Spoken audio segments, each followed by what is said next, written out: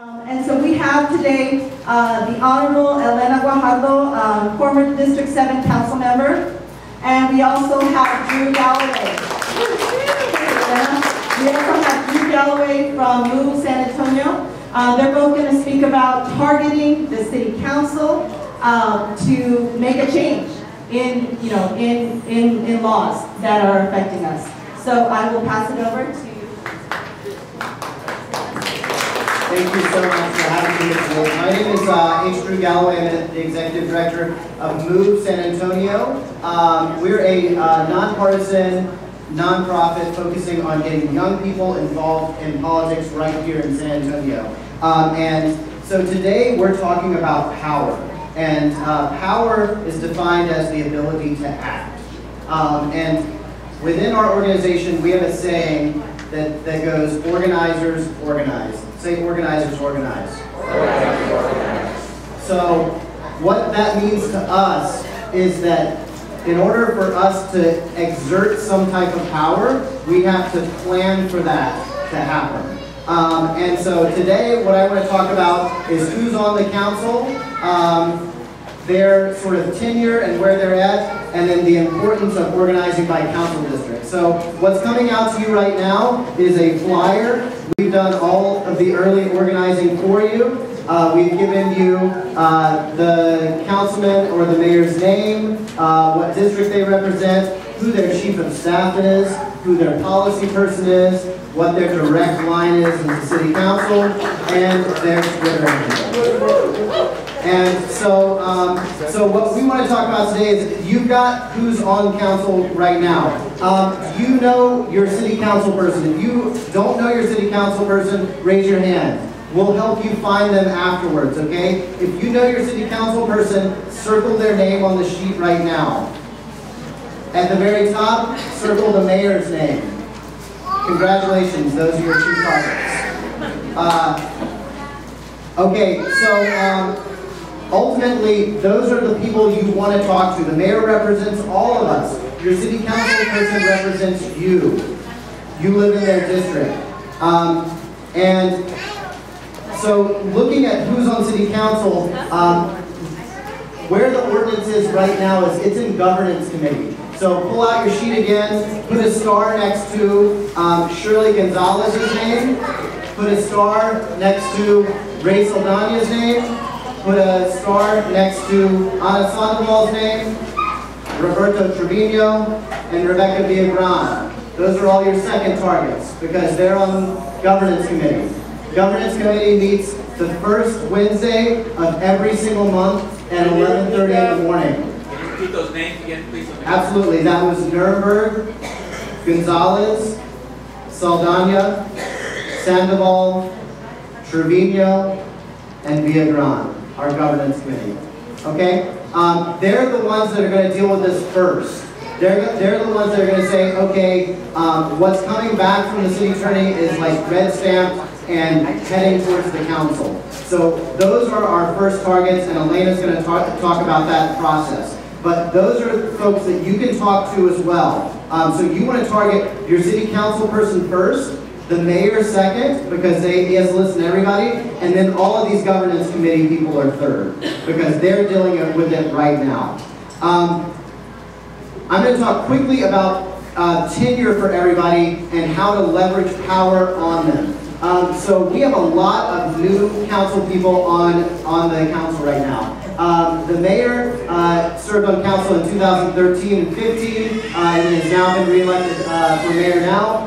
Roberto Trevino has served 2015 and was reelected. Councilwoman Villagran has been on the council since 2013. Councilman Saldana, even though he is the youngest councilman, is the veteran on council. He's been on there since 2011. He is not up for re-election, so you're going to want to target him differently than all the other council people. And then Councilwoman Gonzalez has been on since 2015. Everybody else is brand new. So they've only been on the council for a couple months. They're still learning. So you're going to sort of have to ease them into how to lobby them. But the others sort of know their way around. Councilman Saldana is not up for re-election, so he's doing things right now that are passionate to him because he doesn't necessarily need our vote the next go around. So he's doing things that matter to him. So use emotional calls to action for him. Okay, there's not a ton of votes to talk about voting history, but there are some things that have come up that signal to us where they might fall on sort of the scale of progressive to conservative. SB4, Saldana, Villarreal, Sandoval, Trevino, Gonzalez were all supportive of moving into and Nuremberg into that lawsuit. SB4 is the state law, show me your papers, like pushing power to the police to enforce immigration law. And the city of San Antonio has sued the state of Texas over that. And so those council people were supportive of that action.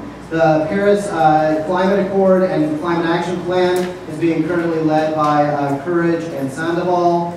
The equity lens for the budget, the budget is ongoing right now. The council people sort of like pushing the equity lens view is Nuremberg, Sandoval, Saldana. Right now there's some pushback from Brockhouse and Perry on that strategy. And then for the Confederate monument, the CCR was filed by Trevino and Shaw and signed by a couple others as well. Will there be some place for all this information where everyone's saying? I can come around to when we break out in the workshops and give you specific information on your council person. So yeah. Sorry, I'm super quick on time. But let's see. So importance of organizing by council district. You are going to want to talk to your council person. Why is that? Because you're a vote in 2019 for them. Okay. So if they run for office again, they're going to want to hear from you now throughout the term, and then they're going to want you to vote for them. Okay. So the importance of doing that is really, really important. And playing off of what Mr. Calvert said, the messaging is really important on this. Because what's happening is that when you call this office that we gave you the number, and you're going to call and talk, you're going to ask for Councilwoman Sandoval. And then when they say she's not available, can't take a message, you're going to ask for Mr. Ruben Lizalde. And they're going to say he might not be available because he's the chief of staff. And then you're going to say, can I speak to Mr. Garcia?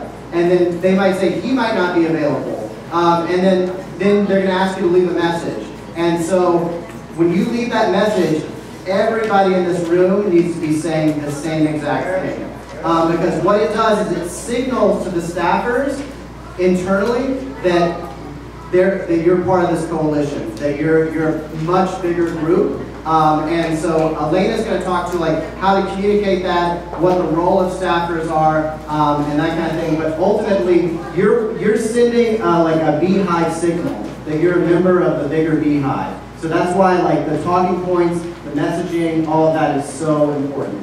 If you do get to talk to Ryan or somebody else at the chief of staff, you repeat those same talking points because it shows that you're not reading this in the newspaper and just calling in, that you're part of the bigger coalition. And when they get 20 phone calls like that, then the wheels in the office grind to a stop and they're like, what's happening? So, yes? Do we have a platform or these bullet points? Is that something that we're going to go over later? Yeah, I think we do. It's on this, yes. So I'm going to pass the mic to Can you hear me?